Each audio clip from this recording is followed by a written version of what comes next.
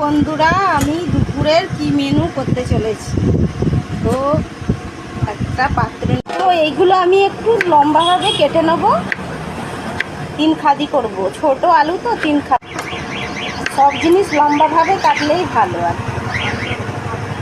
ঝোলটা ফেলে আর পেঁয়াজগুলো আমার কাটা রেডি হয়ে গেছে। দেখো তোমরা সব একসাথেই কিন্তু সর্ষে আর এইগুলো একটু কেটে ফেলবো এবার আমি সিলে। তো আমি এগুলো এবার কড়াই জল দিয়ে একটু ধুয়ে নিচ্ছি। বন্ধুরা দেখো আমার মশলাটা করা হয়ে গেছে। এতে আমি একটু সামান্য হলুদ,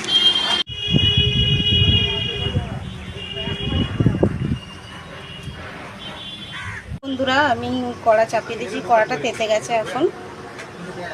তো তেল দিয়ে দিলাম, সামান্য আমি একটু ফোড়ন দিয়ে দেবো। ফোড়নটা লাল হয়ে গেছে, ফোড়ন দিয়ে দিয়েছি একটু, ফোড়নটা লাল হয়ে গেছে। আর পরিমাণ মতো একটু নুন দিয়ে দেবো, বেশি নুন দিলে হবে না, যেমন পরিমাণ মতো। আমার মশলাটা এবার দিয়ে দেবো, বেশি নাড়াচাড়া করে নেবো। তো কষাই হয়ে গেছে, এবার জল দিয়ে দেবো। আমার তরকারি রেডি হয়ে গেছে, হয়ে গেছে বন্ধুরা।